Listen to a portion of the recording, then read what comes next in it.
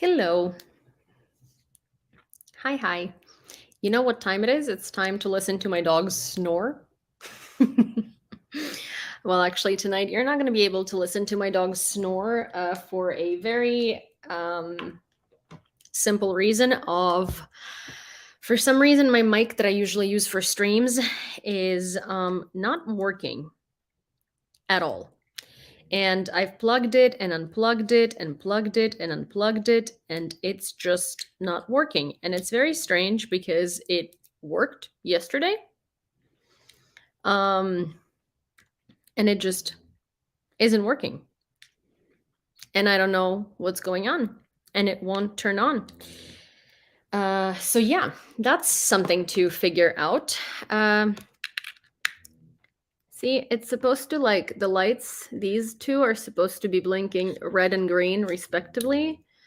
And they're just not reacting to being plugged into this computer, which I find very odd. But it is what it is. Hi Diane, hi Martin, hi Ian, hi Odin, hi Grumpy, hi Niels, hi John. Okay, wait, is it just one Niels? Yes, okay. Hello Niels. Hi Scooter, hi Ruby. Hi everyone. I actually have did the dogs chew the cable? No, it does not look like that because I've tried 3 separate cables and they don't work. Hi, Ian. So I actually have a wild story to tell you today. I posted a video about a bookstore, and the video is all dandy and fantastic, and that's because the bookstore is truly dandy and fantastic. I actually recorded a 4-minute video about this experience, not the bookstore, but like what I'm about to tell you. And I sent it to like Grumpy and a bunch of other people. And I was like, should I post about this? And they were all like, no, because this is a very creepy experience. And I don't know if they're like worried that maybe like the person from the video is going to take it some odd way or something. I personally don't see why there would be a problem posting it, but I guess I will listen to the elders, in this case Grumpy, and I will not do that. Blow air on it. On what? On the No, but see, like Martin, it was plugged in, the mic. It was plugged in this whole time, so maybe could I have like short circuited it or something? It's like constantly plugged into my computer, which I don't know if that's a good thing or not. Or maybe it's no, it's not working. I'm gonna troubleshoot it. I think I might need to like force restart it. Anyways,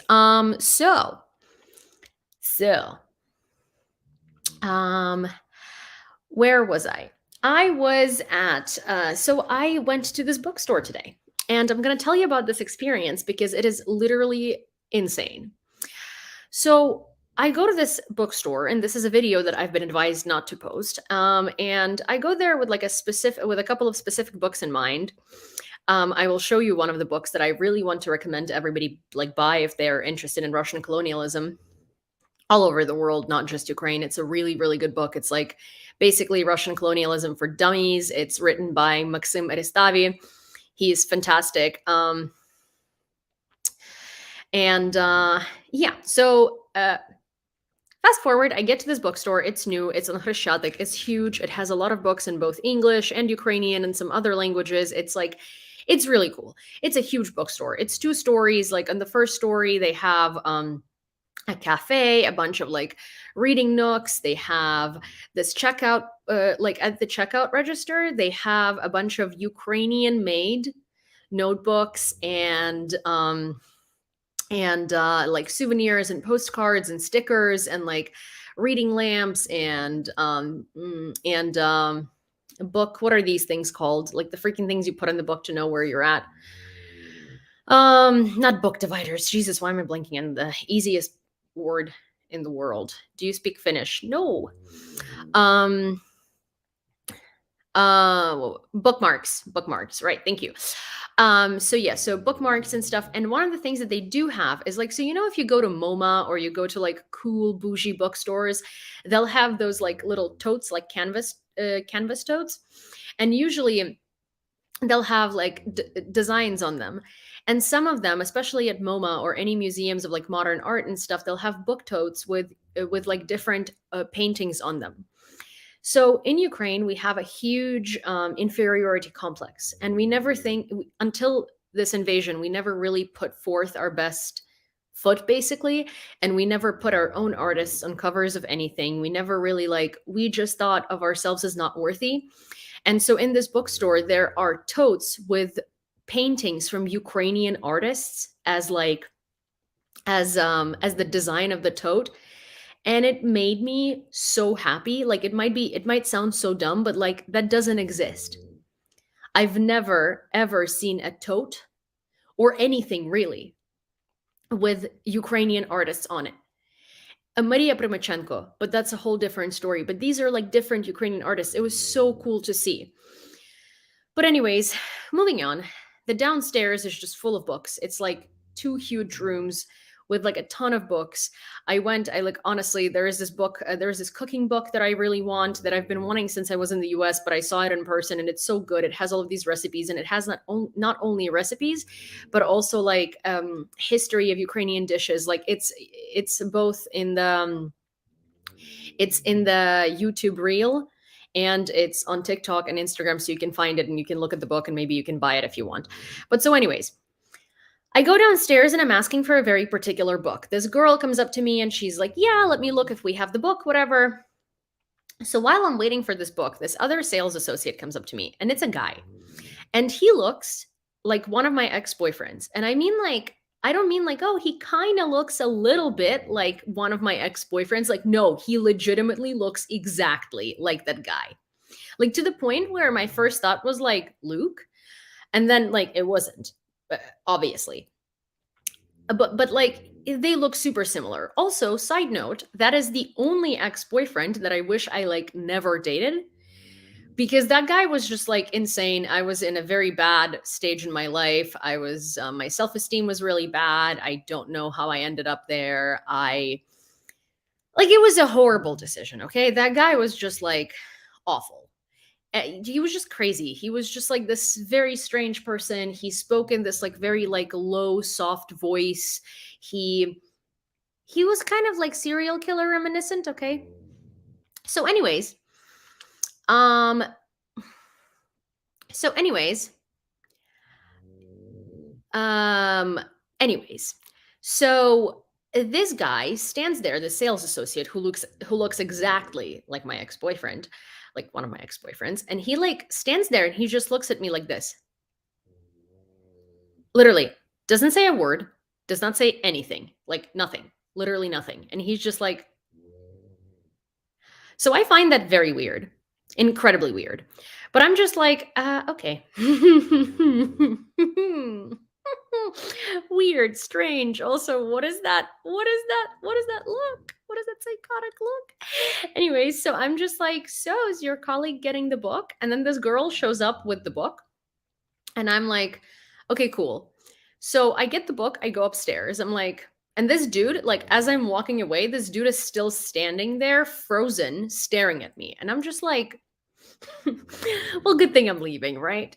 So I go upstairs and I'm at the register. I'm checking out, and this girl who's at the register, she's just like, "Oh my God, you like this art book? There is actually this other art book downstairs that you might like. It's also in English." And she tells me the name of the art book, and it's an art book that I've been like looking for a year.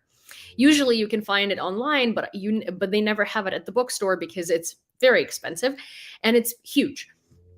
So I'm like, oh crap. So I obviously I want to see the book. So I go downstairs. I get downstairs, and this dude is right there. He's right there. And there is like, last time I went downstairs, there were like maybe 10 different sales associates at the ready there. There is no one else. There's no one else. There's just this one dude.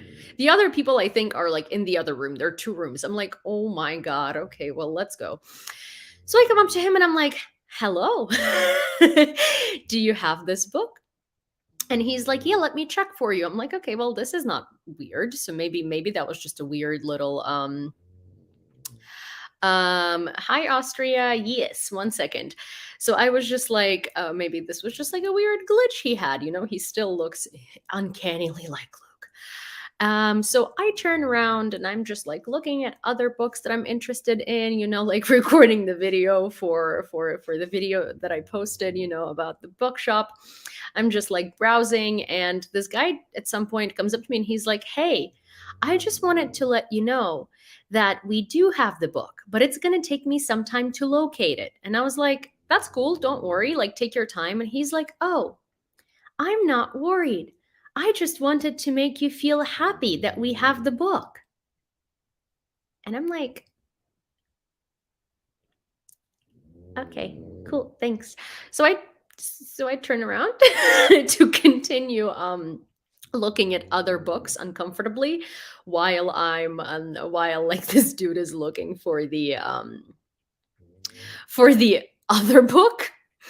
And that's when he's still looking for the book, and he's like, "Yeah, so we just opened, so it's not like alphabetized. So I'm just trying to find it." Um and I'm like, "Okay, that's not a problem, whatever." And he's like, "So yeah, it's going to take a minute, so you should get comfortable." And I'm like, incredibly uncomfortable, like I'm just like so uncomfortable. Like I've never been so uncomfortable. And I'm just like, okay, whatever. So there's like a little like armchair there meant for like, it's like a reading nook if you want to like check out the books, right? And there are like a bunch of art books on the table there. And so I take like a random art book and I'm just looking at it while this man is looking for the book that I asked him about. And he starts talking to me. He tells me that he's a writer. He tells me that he used to be a cinematographer. He tells me about his activism activities. He tells me about what he has filmed. And the way he's doing it is like he's talking nonstop. And I mean, like at some points, I like wanted to say something and I like couldn't. Even if I started talking, he would just start talking louder and continue talking. So he was just like, it was a monologue. It was like an uninterrupted 25-minute monologue. So at that point, I'm just like, I'm like, I don't know what to do, like I'm just like, uh-huh, and I continue like looking at the book. So he finds my book because it's literally at the art table books, but I was so distracted by this man just rambling that I didn't see it. Neither did he. And he was like, oh my gosh, like, it's right here. So he gives me the book. I'm like, okay, thank you. He does not leave. He doesn't leave. I'm like, oh fuck. So he continues talking and he starts telling me about his sensei, like a martial arts sensei. Like a martial arts sensei. And I'm like, I don't even know where to go from here. He tells me about like breathing techniques and and I don't even know what. Like honestly, I zoned out. I was trying to look at this book because it's expensive for a book. And I've been really wanting this book. And in order for me to understand if I actually want this book for the amount of money that it costs, I wanted to see the insides of the book, right? It's like it's a book about Ukrainian artists starting from like the 60s.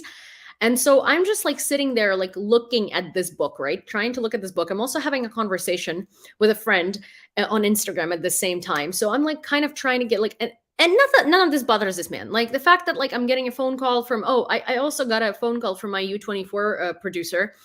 And he was like asking me if I'm near the microphone. So I was like, hey, sorry. So I picked the phone. I thought he would leave. No, he waited for me to finish the conversation. And then he continued telling me about his sensei.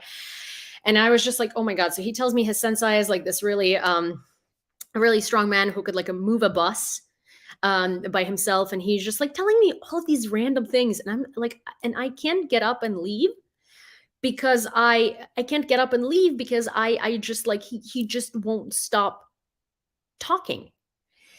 At some point there's like a pause in the conversation and I'm just like, okay, thank you so much, this was great, I'm just gonna go, I'm gonna go check out. Like I wasn't actually like checking out, I just needed like a reason to leave. And so I get up and he comes up to me, he goes, what's your name? And I'm like, Yulia. He tells me his name, I don't remember it. And then he shakes my hand, and as he shakes my hand, like the second that I pull away, he goes, Your skin is really soft. It's very pleasant. You are very pleasant. And I'm like, yeah, okay, thank you for the compliment. You do enjoy the rest of your shift. I'm gonna go now. And he was like, are you gonna come back? And I'm like, I don't even say anything at that point. And like, I'm just like, okay, bye, good night, have a good night. And as I'm like turning around and leaving, this guy, like, like, I'm already leaving, okay? And this guy, like, as I'm leaving, goes, I'll be waiting forward to see you again, or something like that. And I was just like, and I was just like, so I really like this bookstore. Am I gonna come back to this bookstore? I don't know. I don't think so. I'm not sure. I don't know if I'm gonna come back to this bookstore.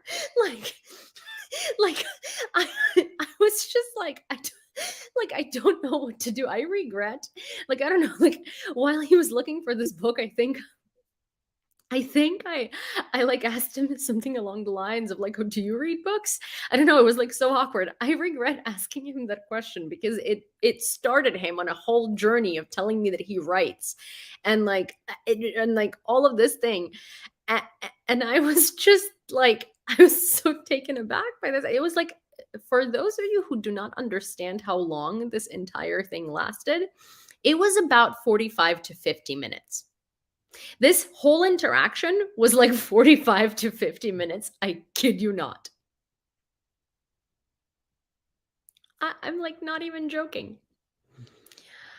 Uh I like I mean maybe it would be less creepy and it would have a different effect if it wasn't also for the fact that he resembles like a very annoying ex-boyfriend of mine. like it, to a T. Like they look like they could be twins. I'm not exaggerating here. Like they look so similar. I walked out of that shop and I called my best friend in New York. Like I FaceTimed her and she was like she happened to be in the bathroom like peeing at her work and she's like, Yulia, I'm at work, I have 2 minutes. And I'm like, I need just 2 minutes. I'm like, dude, I don't know who to tell this, but this is what just happened to me. This dude looked like Luke, and then this happened, and she was like, I mean, she thought it was funny, right? Because it is kind of funny, and also like very on par for something that would happen to me. But yeah, but I just didn't know what to like make of this interaction. I thought it was like one of the creepiest things that had happened to me in a long time. Um, I want to like, um, um, no, he wasn't Magda. I have so I don't think he had a bipolar mania. Like it did not present itself at all like bipolar mania. It's I mean maybe from how I described it here, but it like I doubt it very highly. I do have a degree in psychology.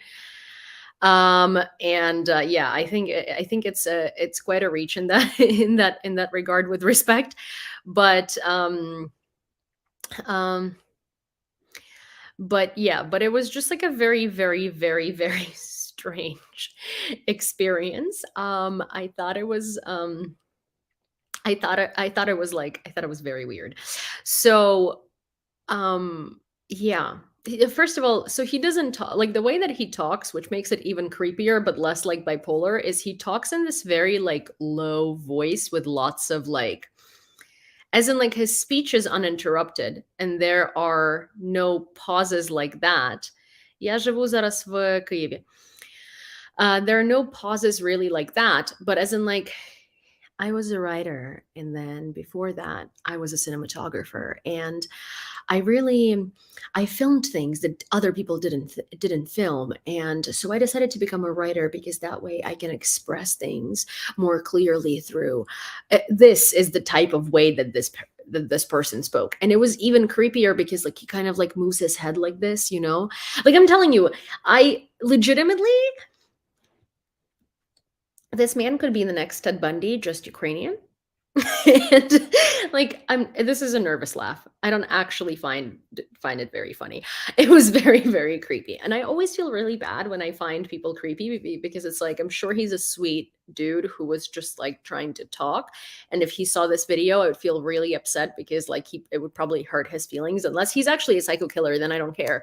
But like, but at the same time, like I'm pretty sure that your skin is soft was like an attempt at flirting, but this was like the worst thing you can say to someone because that was the creepiest thing simultaneously that anyone has ever said to me. So it's like in every movie where they're trying to introduce you to like a psycho killer or like some crazy guy who's going to like a crazy guy who's going to, yes, Silence of the Lambs.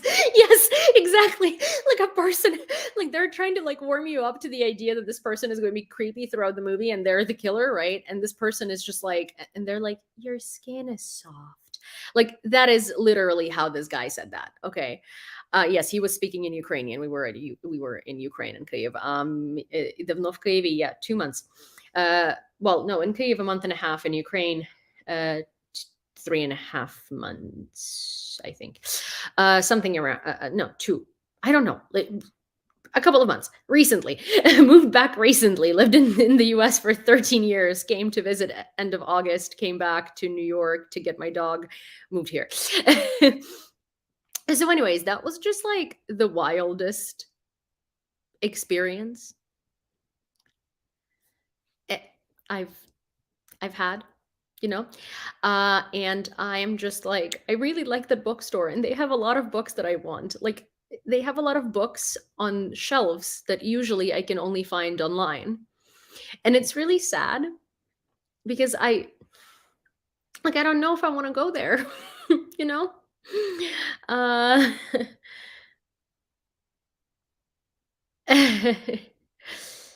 yeah. So that's my story today. I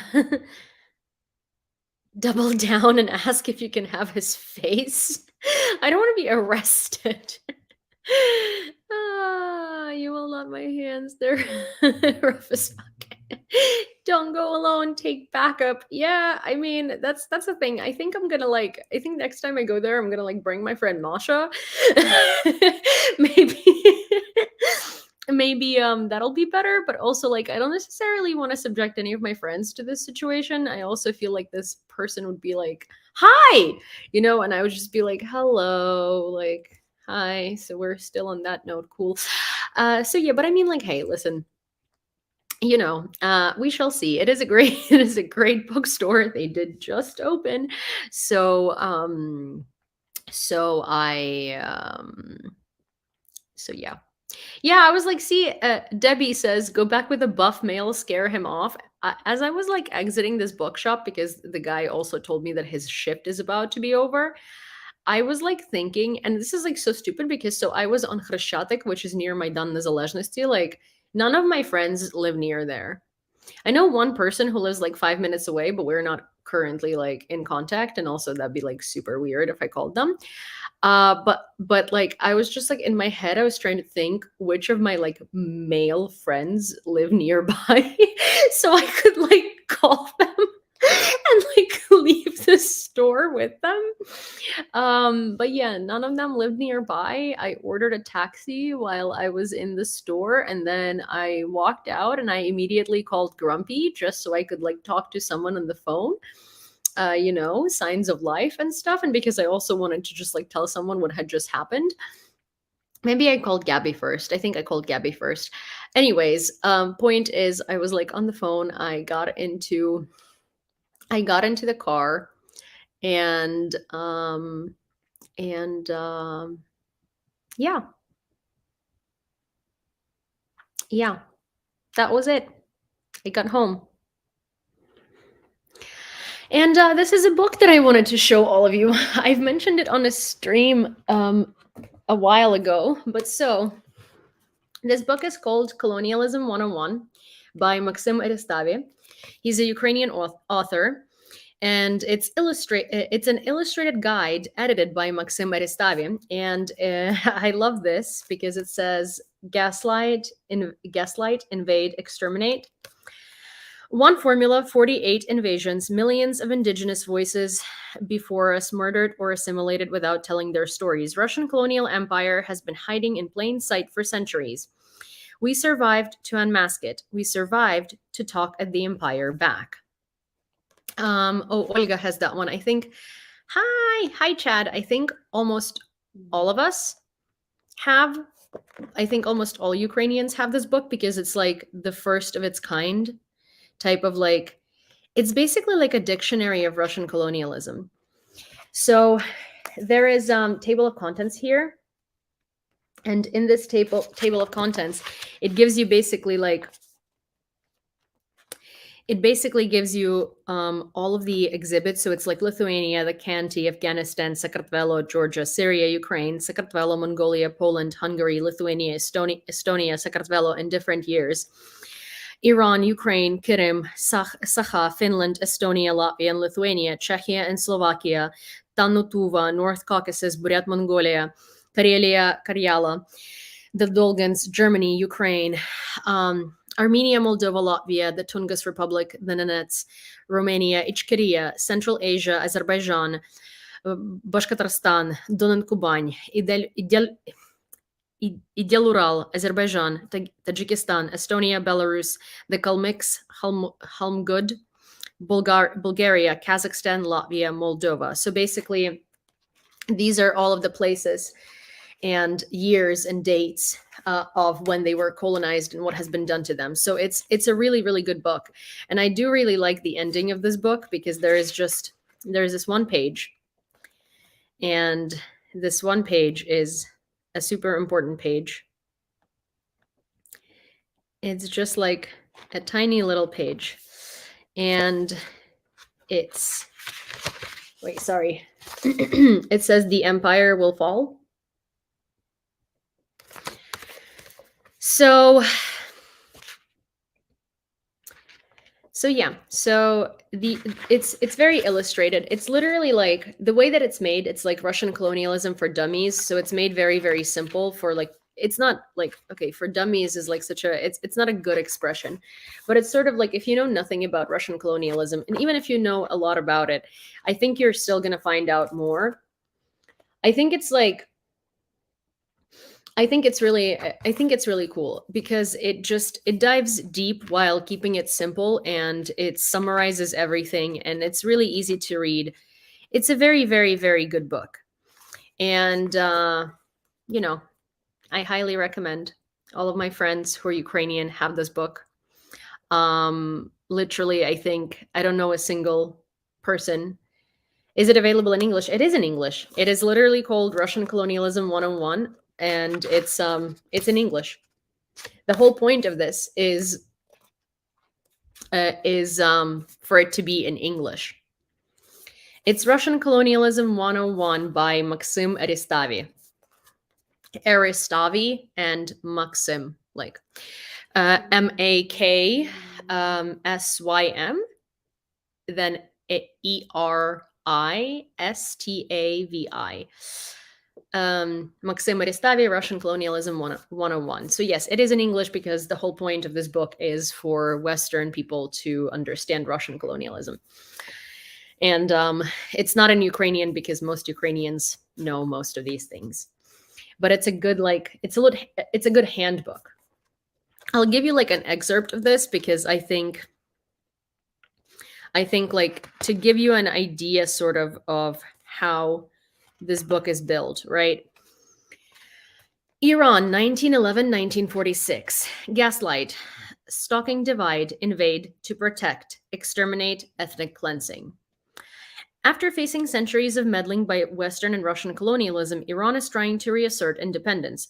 Russians conspire with the British to invade the country to protect it from violence. Russia shells ancient cities to the ground, rapes, loots, and mass murders to crush Iranian democratic and anti-colonial uprising. It sponsors settler colonialism too. In 1917, the regime in Russia changes, but Russian colonialism doesn't. Now, with the communism label, it sets up a puppet state in northern Iran to justify expanding occupation. Iranians push Russians out in 1921, but are forced to sign a peace deal that includes the clause allowing Russians to invade once again if they believe foreign troops are using it as a staging area for an invasion of Russia. Moscow uses the planted loophole to invade the country in 1941 to protect itself from an invasion. During the occupation, it fuels the internal divide, loots local resources, sets up puppet people's republics in the name of Azerbaijani and Kurdish minorities, and starts stealing Iranian oil. However, Russian troops go home under concerted international pressure in 1946. Central Asia. Gaslight, identity erasure, stoking ethnic divide. Invade, to protect. Exterminate, genocide. Indigenous people of Central Asia try to leave Russian colonialism after 200 years of colonial rule that involved violent military conquest, the corruption of local institutions, and expropriating the best lands for Russian settlers. Central Asian nations revolt against serving in the Russian Imperial Army during World War I and demand sovereignty. They envision democracies rooted in education, Islam, and equality. Kazakhs declare a secular Alash republic. The secular and multidimensional democracy of Turkestan unites Uzbeks, Kyrgyz, Tajiks, Kazakhs, and other nationalities. Khiva and Bukhara monarchies also join anti-colonial pushback. Russia sets up puppet states and sends troops to protect them from ethnic violence and to civilize them out of feudalism. Bukhara, one of the oldest cities in the world, is bombed and stripped of political standing. Millions get slaughtered across the region in pogroms and ethnic cleansing, as well as in the controlled famine that follows, known as the Ashar-Shalig genocide. Moscow battles the anti-colonial Basmachi uprising in Central Asia for almost 2 decades, but eventually crushes it by 1934. So the interesting thing about this, right, is like the reason why this book is so simple to understand and why it's really easy is because, see, he highlights these things that are prevalent across all of these reasons for Russia to invade. So, for instance, in this, to protect it from violence, to protect Russia from an invasion is highlighted in red. In this one, to protect them from ethnic violence, Holodomor, genocide, to protect and stop the violence, to protect and liberate it. Series of genocides, start stoking internal divisions, protect Estonian opposition, forms the first democratic Muslim state, genocide. So it basically outlines that Russia has the same excuse in every one of these invasions. And it kind of like the way when you read it throughout the entire book, you keep just seeing the same narratives and you keep seeing how Russia justifies its invasions and how it hides these genocides and how it hides its colonialism like literally in plain sight. And all of these are summarized as one-page summaries, right? And the reason why it's so cool is because in these one-page summaries or sometimes two-page summaries, you just keep seeing the prevailing narrative and the prevailing sort of like the prevailing line here, because every single time it's the same. And it's so simple. Yep, Russian Colonialism 101 by Maxim Aristavy. Do please get it. It's a great book. And I really, really, really recommend it. And it has great illustrations too. I'll put it here for now. None of you two, don't lay on the book. Liv, just because I'm petting Cindy does not mean I don't love you, okay? Anyways, hi Vic. Also, hi Mashbuck. Hello. All right. What are we doing? Where are we at with the fundraiser? What did my dad send me? Dad, oh, ooh.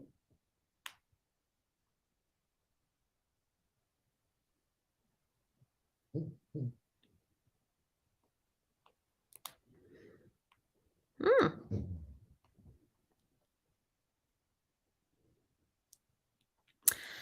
Okay, so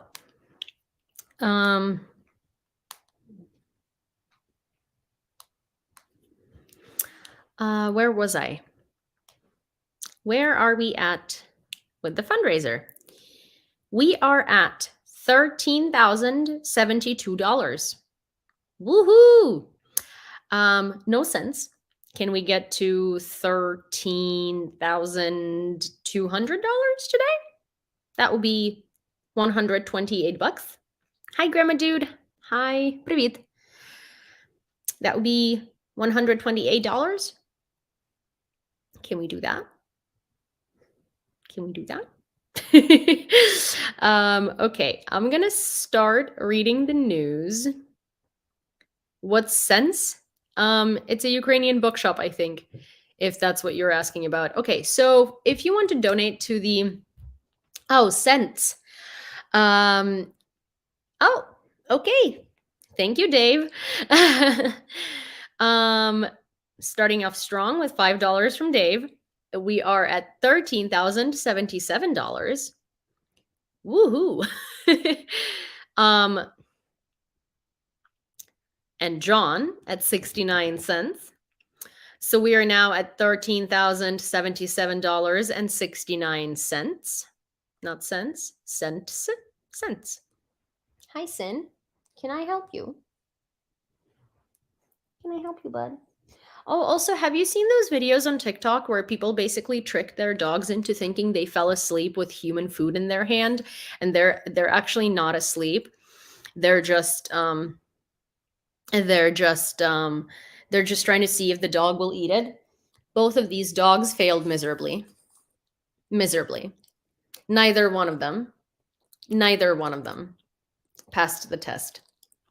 This one immediately ran up and just ate the carrot, but she also took it out of my hand so gently. That one almost ate my hand with the carrot. I didn't do cheese because they're French bulldogs and they can't have cheese. Like, I'm not willing to deal with the consequences of that. Uh but Cindy loves carrots. Like, that's like one of her favorite things, like baby carrots. Oh my god, she freaking loves baby carrots. And I was hoping that she would do better, but she didn't, of course. So hey, Sin, can you like maybe not Sin? Can you maybe like not clean yourself in camera like that? That is a little, thank you. That is a little personal. But yeah, so failed miserably. Didn't even wait. Literally saw me, saw the carrot in my hand, didn't even think twice. I do have pumpkin, but pumpkin doesn't. I have other stuff that does help. Pumpkin doesn't necessarily help them as much. Pumpkin is kind of like dessert for them. But I do have. I actually, let me see if I have this video somewhere here or not. Cinny, girl, that is just like, this is Cinny. No, please don't do that in public. That is so not cool, dude. Cinny.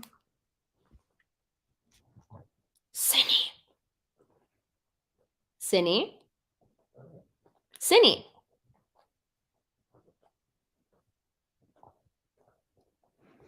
Cinny. Hey, bud.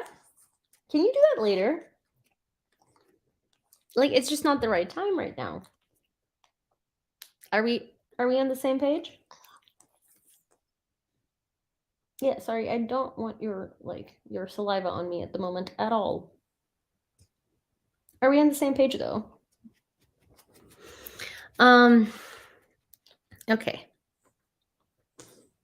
Okay, dude. Okay, Sin, can you just like chill out, please? She's gonna go back to do it.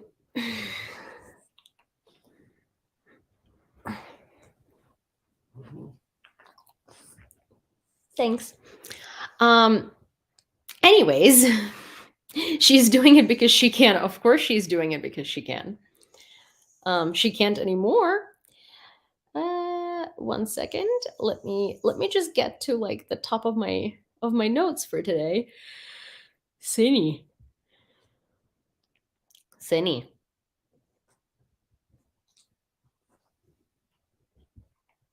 Thanks. She looks upset now. She always looks upset. Gives them better them to different flocks of birds fight before. Oh.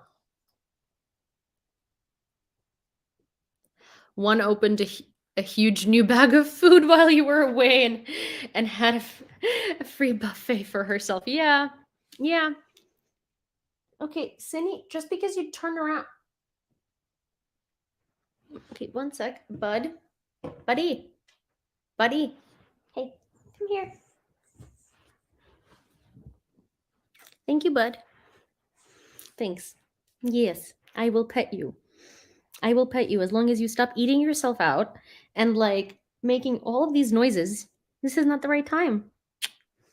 Thank you very much. Also, like, can we not eat? Can you like please not do that on camera? Thank you very much. Okay, so a land between Robotine and Novoprokopivka, photo from thermal imaging drone of the Russians. Like, look, this is wild. This is between Robotine and Novoprokopivka, and this is thermal imaging.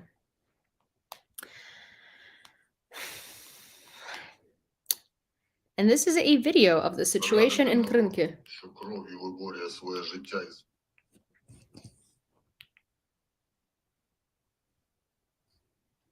That's a, flag of one of the pseudo republics on a building that is barely even there because it's been carpet bombed. So those are mines? Yes, those are mines. Yep. Those are mines. The Prosecutor General of Switzerland has opened the first criminal investigation into possible violations of sanctions against Russia by an unnamed company, the Financial Times reports. This was the first sign that Bern was ready to prosecute groups of individuals for doing business with Moscow. Finally.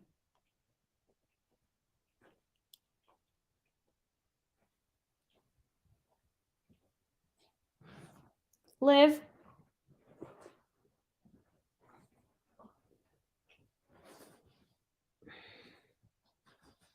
These dogs. Thank you, Tara.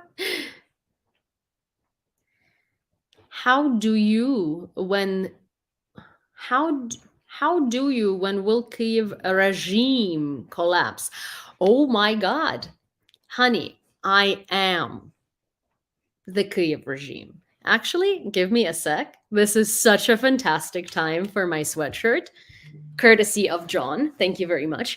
I will be back in a second. You have no idea the can of worms you just opened. Please do not get rid of this person for now. 1 sec. I'll come back. 1 second. Oh, this is such a fantastic time for that sweatshirt. Oh my God. You have no idea. Cindy, live, Cindy. Why is it that when I need something, no, you guys are not welcome here right now. We're not going to bed. Not yet. I'm looking for my sweatshirt. Oh, yes. Yes. Oh my God. Cindy, no. Finn, I did not ask you in here.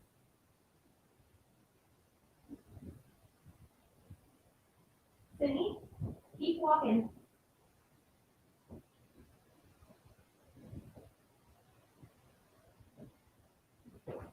Okay, Finn, come on.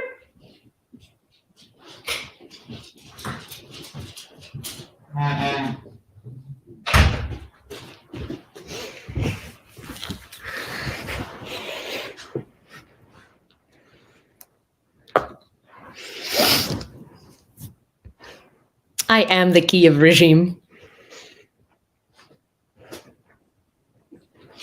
I'm so damn proud of this, of having this sweatshirt right now. This was so on point. Da-da-da-dun-da-dun-dun, da-da-da-dun-da-dun. Da-da-da-dun-da-dun-dun, da-da-da-dun-da-dun.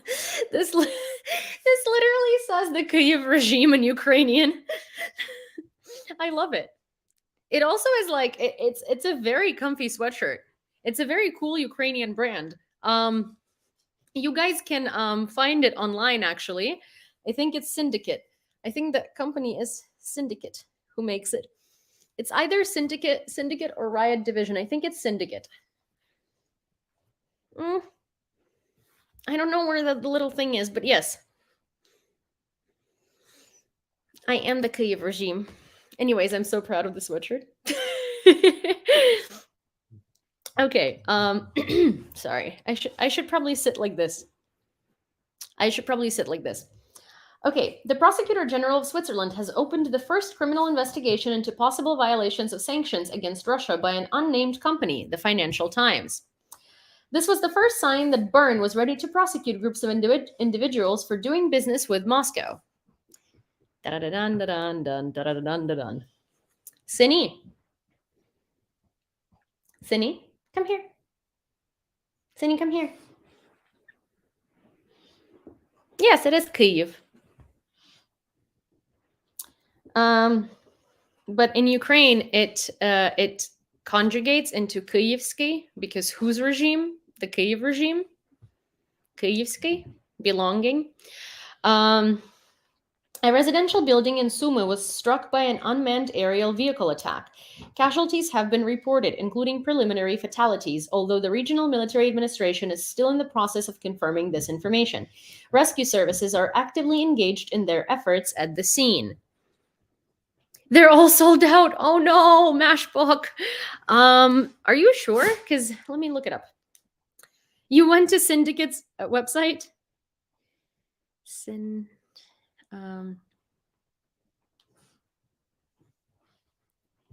One second. Cinny, hey, come here. Cinny, come here. Cinny, come here. You guys, the dogs are so difficult to manage today. Cinny.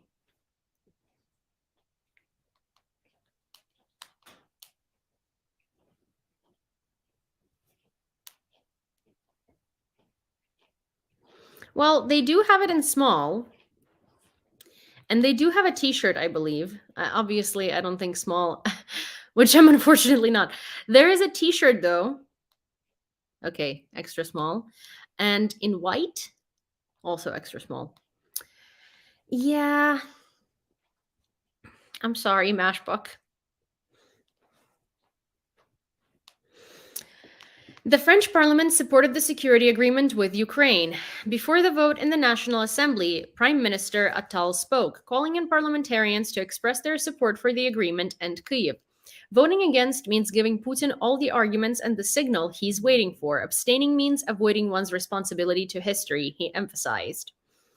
Most of the deputies during the debate expressed their support for Ukraine, but at the same time criticized certain statements of President Macron, in particular regarding the possible sending of Western troops to Ukrainian territory. My gosh, no. Everyone knows he's not going to do that. Also, John, they have it on Amazon. They might have something similar on Amazon. They don't have this brand on Amazon because this is like an actual Ukrainian. It's not like a merch company. It's an actual clothing company, and they made this is a collaboration with someone. And they, I would suggest that if you do, but they were the first to do it, and if I would suggest that if you do want to buy this, wait for them to restock.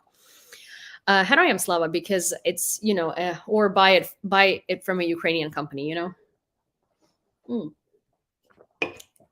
because it's a Ukrainian company that came up with it. I also wanted to this sweatshirt that says Kyivsky regime, which means the Kyiv regime, and it's sold out on the original brand's website.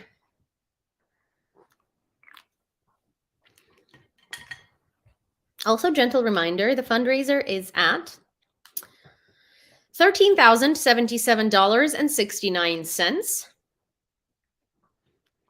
69 cents. Diane, it's on Syndicate. So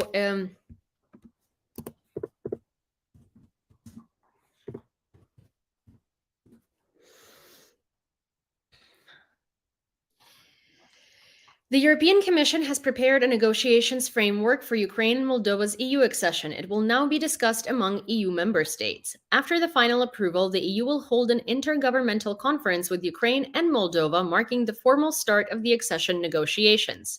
Woo! Also, I realized I didn't say, if you wanted to donate to the fundraiser and you're on YouTube, you can do so by typing this link in, or literally copying the link that Grumpy just posted over here. And if you're on TikTok, you can copy this link that Grumpy just posted, or you can go to my profile and click on my link in bio, which is beacons.ai. And there will be Venmo, PayPal, Revolut, and Monobank. And you can donate there, and your donations are going to be announced and added to the total in real time. Yeah,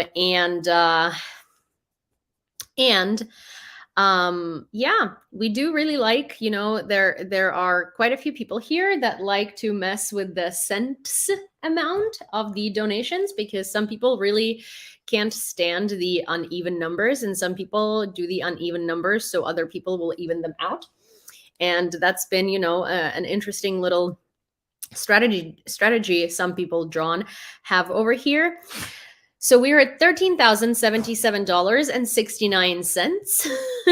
I don't know, Martin. I don't know who. Olaf Scholz, Emmanuel Macron, and Donald Tusk are set to meet in Berlin to address differences over support for Ukraine, according to Politico. The politicians will convene for a meeting on Friday amidst disagreements sparked by Macron's recent statements regarding the potential deployment of NATO troops to Ukraine. While Polish Prime Minister Donald Tusk generally supported Macron's stance, German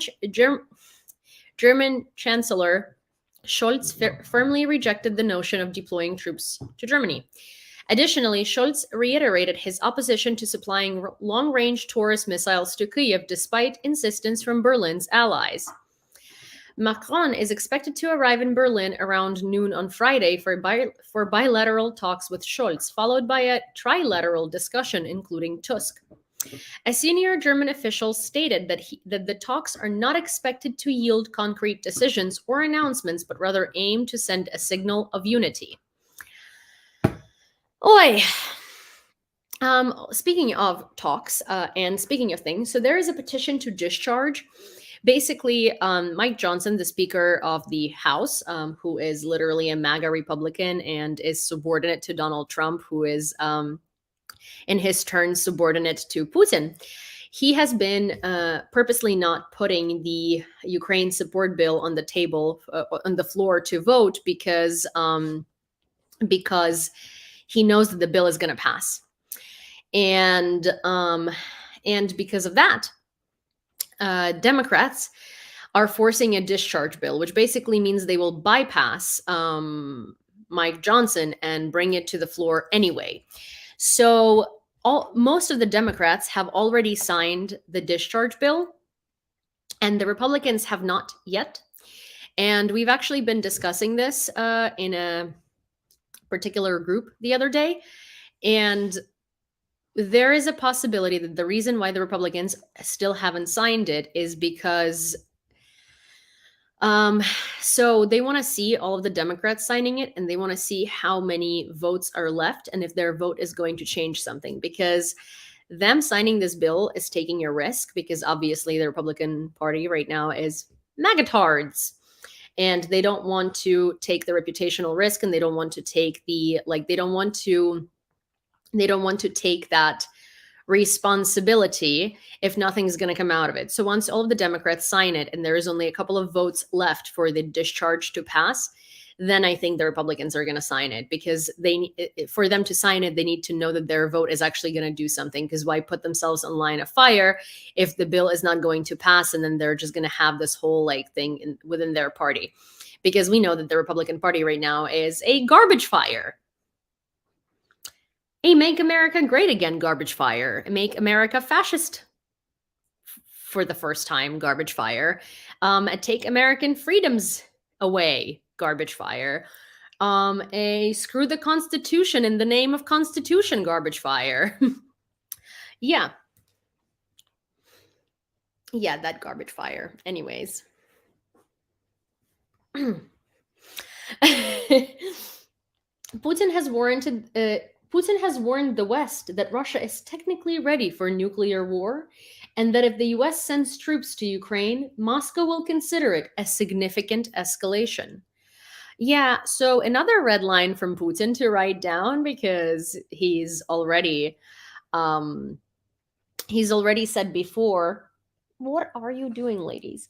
He's already said before that, sending javelins and HIMARS and F-16s and tanks and stuff is going to be a significant escalation. Yes. Putin threatens nuclear war again. What else is new? The Wall Street Journal reports that the United States is prepared to offer Ukraine ATACMS missiles with an extended range. According to US officials, Ukraine has persistently requested that the Pentagon supply ATACMS missiles, which boast a range exceeding 180 miles, about 290 kilometers, thus bolstering Ukraine's capability to target Russian forces in Crimea. In the past, Pentagon officials have maintained that the US military should reserve all its long-range ATACMS missiles for its own use. However, the Pentagon is now receptive to providing longer-range manpads, owing to advancements in acquiring the latest precision strike systems. This marks significant progress towards furnishing long-range missiles, although officials retained from confirming whether President Biden would authorize their deployment, stated the article. Russia will consider thinking about threatening nuclear war if the US sends troops. Russia will consider thinking about threatening nuclear war. Yeah, exactly. Did you see that Marine Le Pen said she supports Ukrainian nation? Oh my god, I don't, here's the thing. I mean, it's funny. It's kind of like Tucker Carlson saying that his conversation with Putin was the dumbest thing he's ever experienced, right? But at the same time, I don't trust them. They always have side motives to saying that. John got a 1-week live ban, alleged misinformation. I mean, hey, he should appeal it, honestly. It makes no sense. In Sumy, the body of one killed person was recovered from the rubble. There may still be people under the rubble, the state emergency service stated. Also, the number of killed due to the attack on Kryvyi Rih increased to 5. Because of his Trump video. Oh, what Trump video? But also, it's crazy because John I don't think he's ever gotten a live ban. I think this is the first time that he's gotten a live ban. John Aravosis, which must be it's wild actually. I was pretty sure that he's somehow by unknown powers excluded from from live bans.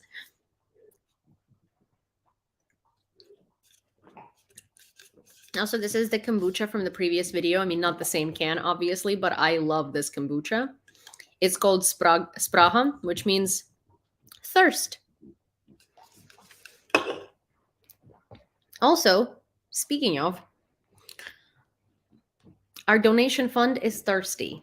$13,077.69. Do we think that we could potentially bring it to $13,200 tonight? Sydney, oh my god. Maybe Sydney will stop eating herself out.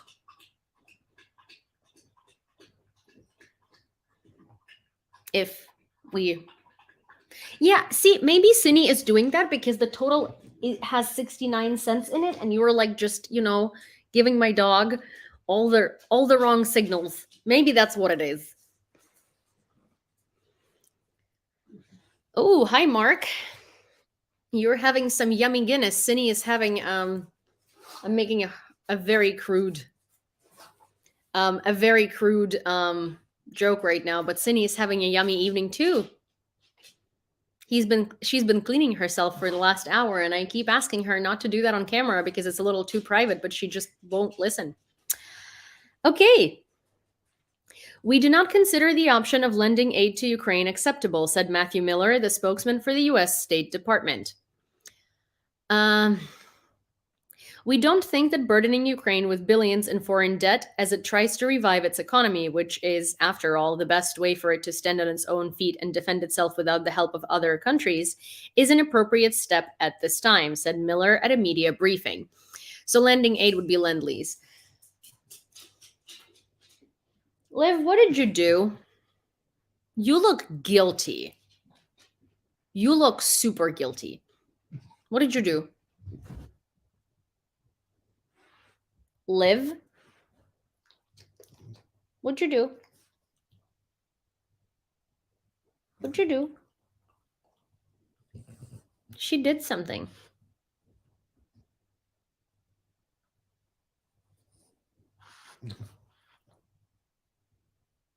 Okay. These dogs tonight are like not letting me, not letting me relax. So this is Lend-Lease. He's explaining why Lend-Lease is not going to is not like an option right now because the U.S. doesn't want to burden Ukraine with debts for lending weapons. The European Union is unlikely to be able to transfer revenues from Russian assets amounting to 5.2 billion euros to Ukraine until the conclusion of the war, reports Reuters. Once the conflict concludes and all financial calculations can be properly conducted, the temporarily frozen funds will be transferred to Ukraine. However, there is a substantial sum held in Euroclear, the international depository where the frozen assets of the Russian Federation are stored. Consequently, Euroclear may face a multitude of legal challenges, stated a source within EU diplomatic circles.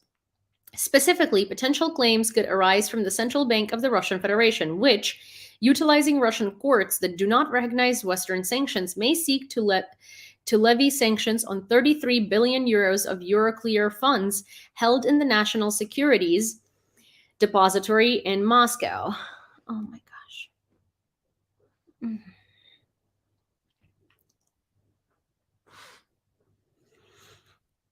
My skin looks so soft, Morton, huh? You think it's funny. You think it's funny, huh? You think it's funny. It doesn't look soft, actually. I have been skipping on my skincare.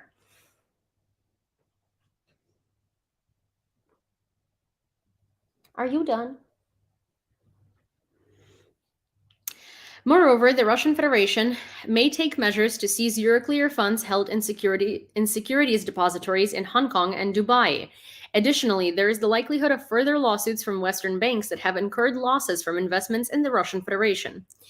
This scenario could significantly deplete Euroclear's reserves, potentially leading the Belgian central bank to revoke its license. Such an eventuality could trigger a global financial crisis, given that Euroclear oversees assets under custody totaling 37 trillion euros, the official warned. The Commission is expected to present a proposal next week outlining how much profit accrued over the next 4 years can be immediately transferred to Ukraine, in what form, and how much should be retained to establish a safety buffer. A contingency plan should also be devised in case Euroclear encounters difficulties, added the government official. From the outset of the conflict until February of last year, the profit derived from Russian assets totaled 5.2 billion euros. Ammunition purchased outside the European Union at the behest of the Czech Republic could potentially reach Ukraine as early as June, according to Tomas Požár, advisor to the Prime Minister of the Czech Republic on national security. The pledged funds need to be received and contracts must be finalized. Once contracts are signed, it will take several weeks for the ammunition to be delivered to Ukraine. Deliveries could commence as early as June, Požár stated. However, he refrained from disclosing the source of the ammunition, indicating that the initiative is sourcing ammunition wherever it's available at a reasonable price and of acceptable quality. It's understood that the initiative's coordinators anticipate potential attempts by Russian Federation to obstruct the ammunition supply to Ukraine. Hence, they're keeping further details confidential. Prime Minister of Finland, we need a stable, competitive, and safe Europe. Addressing the MEPs, the Prime Minister of Finland emphasized the importance of a strong economy, security, green transition, and continued support for Ukraine as the main priorities for the EU.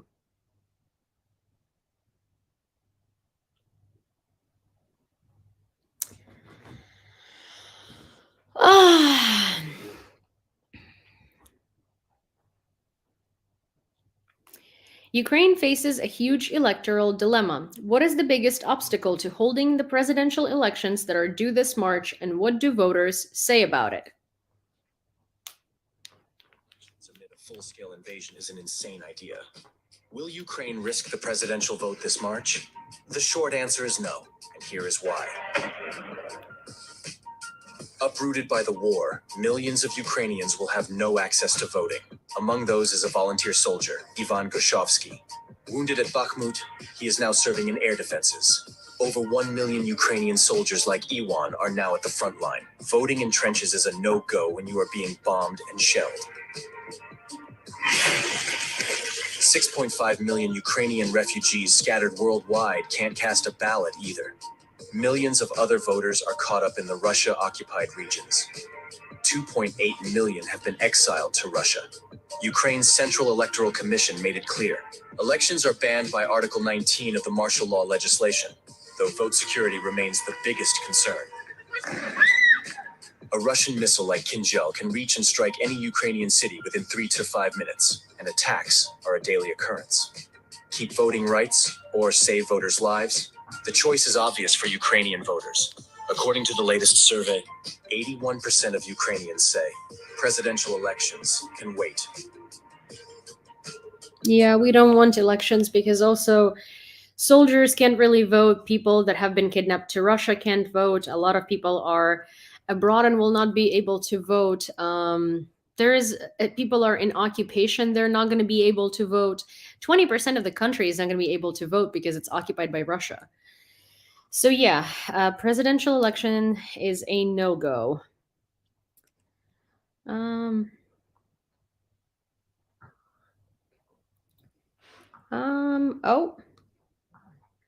So actually Robbie is commenting on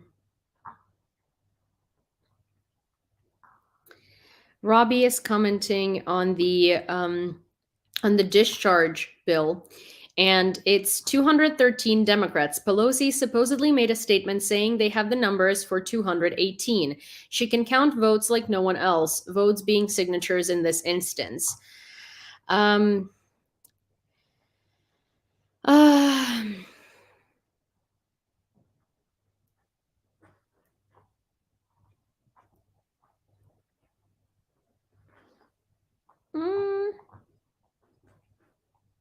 Yeah, so that's that. Sorry. That's about it. Kyiv needs approximately 120 billion a year in military aid for Ukraine to win the war, says Kusti Salm, permanent secretary of the Estonian Ministry of Defense. Estonia has proposed a financing plan for Seni. Oh my gosh. But first of all, the noise of that is super annoying. Second of all, why do you always do that? Like either in the middle of the night when I'm trying to fall asleep or literally during a live. Okay. Oh my gosh, Tony, welcome to Ukraine. Estonia has proposed a financing plan for Ukraine. They're considering borrowing on the financial markets or from national budgets. Estonia is currently seeking more than 100 billion euros to achieve this goal. If the 50 plus countries that are part of the Rammstein coalition, which provides military support to Ukraine, spent 0.25% of their GDP, it would amount to more than 120 billion euros a year. With this amount by 2025, Ukraine will reach a level where it will be able to impose resistance on Russia, Salm said. He mentioned that even if this amount of money starts coming to the budgets now, its impact will take almost a year. It will take about 9 more months for the supplies to reach the level necessary for Ukraine to convincingly reach this level of depletion, emphasized the permanent secretary of the Estonian Ministry of Defense. Listen, the Baltics are always coming up with the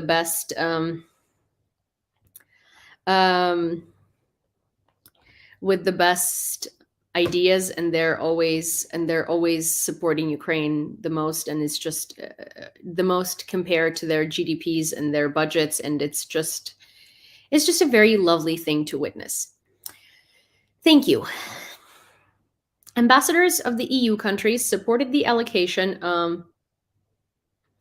Ambassadors of the EU countries supported the allocation of 5 billion to purchase arms for Ukraine, says Radio Liberty's Brussels correspondent Ricard Jozwiak.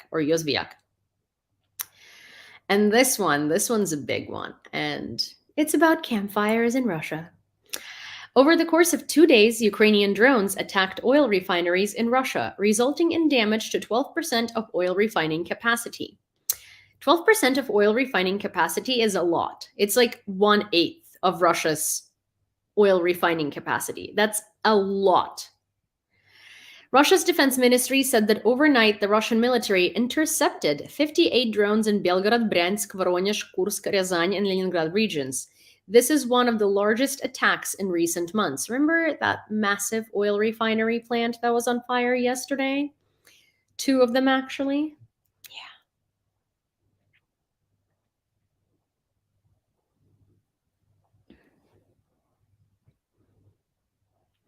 It's sad knowing the US could end the war solo in a week, yet won't do anything. No, I mean, it wouldn't take a week.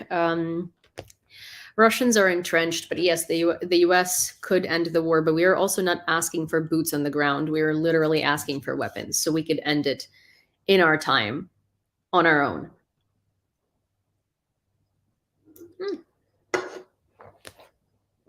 These two dogs. Ukrainian teenagers are taken to Russia from the occupied territories to train as drone operators.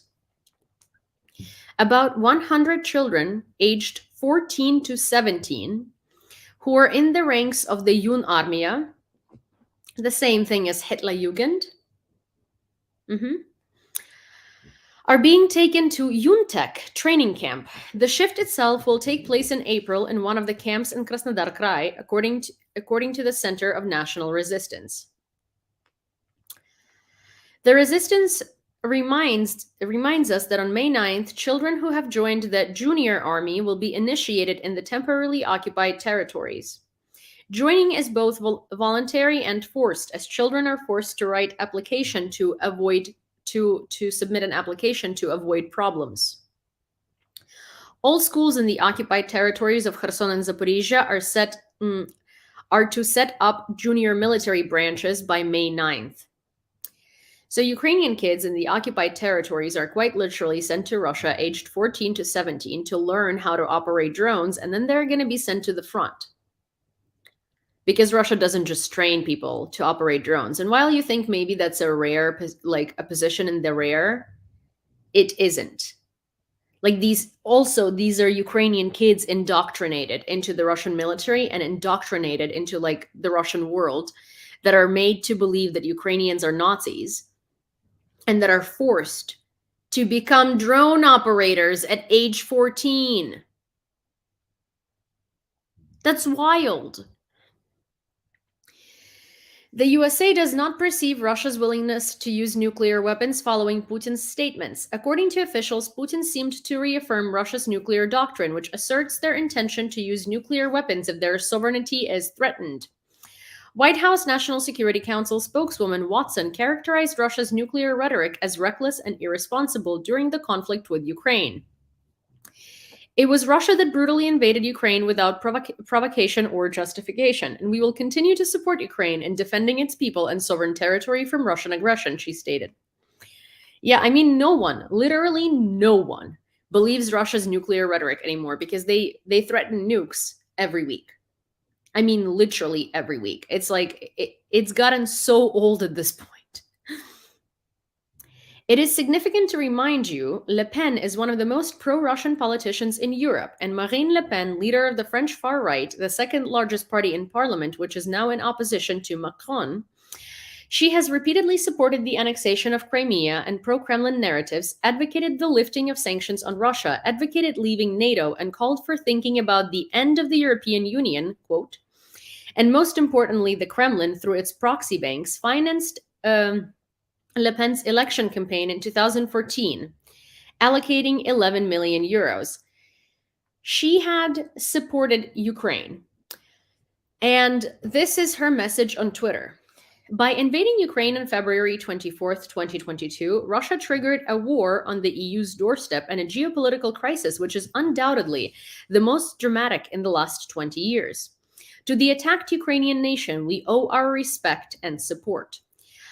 So what might have happened here, the same as with Tucker Carlson, is Russia's probably running out of money that they just have to give these propagandists and give to their campaigns. And also, for instance, like Marine Le Pen's campaign didn't work.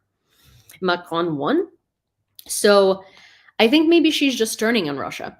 Because honestly, like none of these people are reasonable, and I do not believe that they're doing it out of the goodness of their heart or because they've actually realized their mistakes. They're doing it for some reason. What the reason is, I don't know. But they're doing it for a reason. Hi, Gord. So, yeah. Yeah. Sorry. So, yeah. That's that. That's all I have for you for today. Unless you want to see some books that I got. We are at $13,077.69. It would be super nice if we could bring it to $13,200 today, or at least 13,100.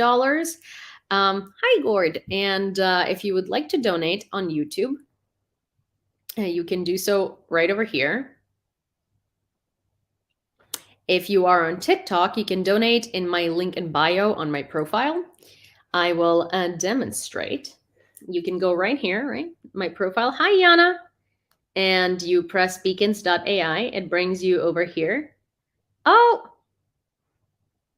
wait.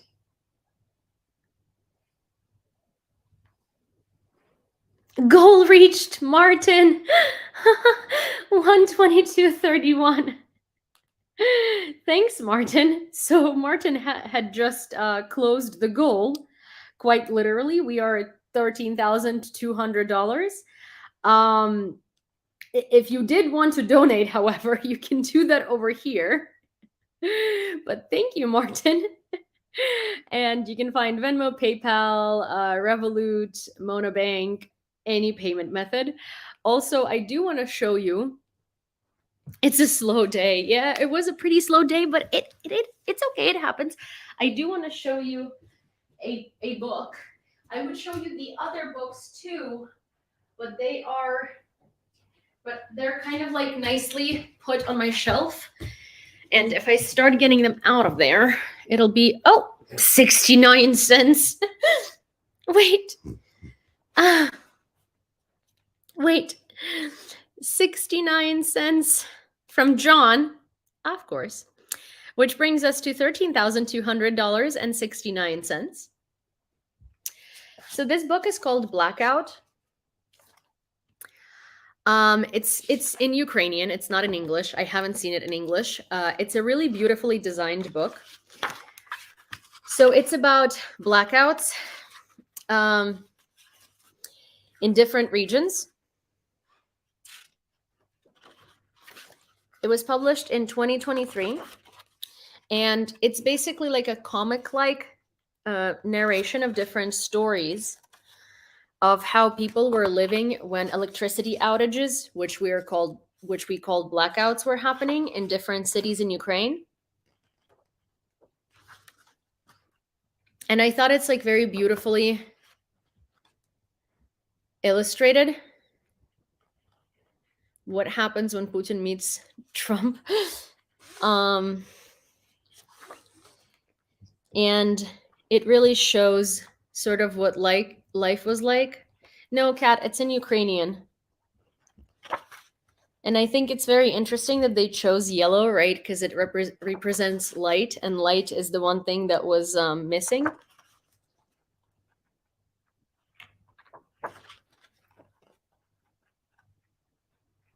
It's a really, really cool book, and I can't wait to read it. And I hope they make it in English. I haven't seen it in English. I got the Ukrainian version because it's just really cool. And I really wanted to read it. I think it's very beautifully made. I like the little Polaroid design here. For those of you who don't know, I started out as a book designer, and I loved it. I really wanted to be a book designer. I did work for a studio for a little while, and I designed quite a few books, art books. But When I was studying in college, my favorite professor, who was a print production professor, said, Yulia, you need to change it. You need to find a different specialty because you're not going to be able to make any money. And he's a book designer himself.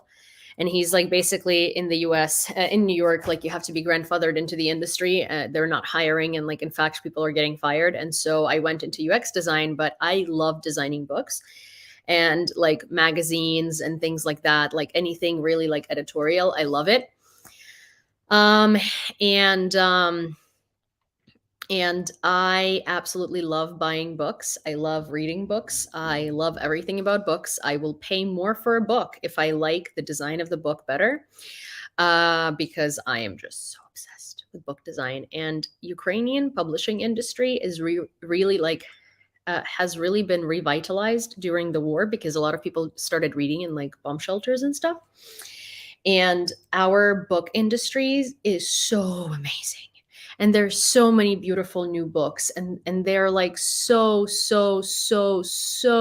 well designed. The 60s art book is not here yet.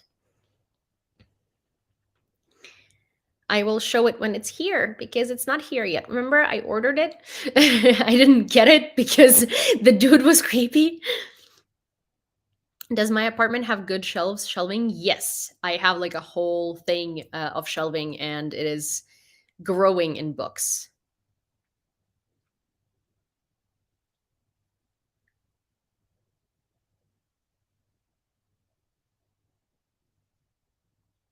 When you come back to the US, I'm going to need you to bring me like 20 books. Books are heavy, cat. Um books are heavy. That's a problem. Books are heavy.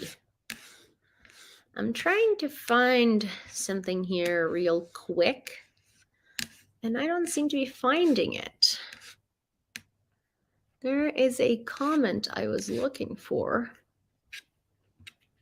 and I can't find it. You guys have been very active in the chat. It's nice. How am I missing it?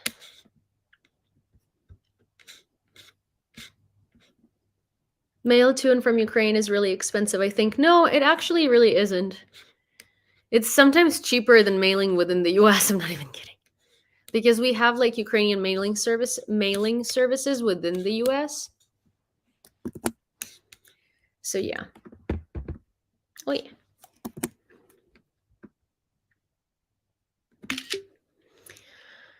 It's the miracle of 69 cents. You're so funny.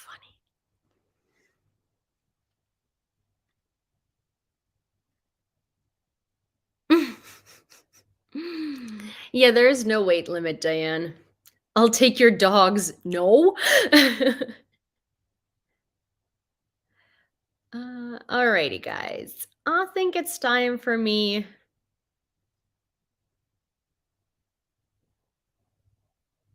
Sorry.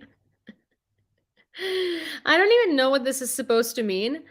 Going live just to make dollars, but flowing other people. No, thank you. I don't know what flowing other people means, and I don't know how I'm going live to make money because I don't make money for myself. I am fundraising for Third Separate Assault. But yeah. And what's the problem with following other people? No thanks? Then no thanks. Keep going. I don't know why you would burden yourself by staying in a live of someone that you're so unhappy with. You don't follow other people. Yeah, see, I don't follow people that come here demanding that I do and who are entitled. I do follow quite a few people that I like very much. But if you don't like being here, I have no problem with that. Do show yourself out before my mods do, and yeah, I'm not phased by the fact that you don't like me or don't want to follow me. The no thanks thing was okay. I'm fine with that. I'm actually more than fine with that. So instead of continuing to write in this chat, why don't you just, you know, stick to your word? Anyways,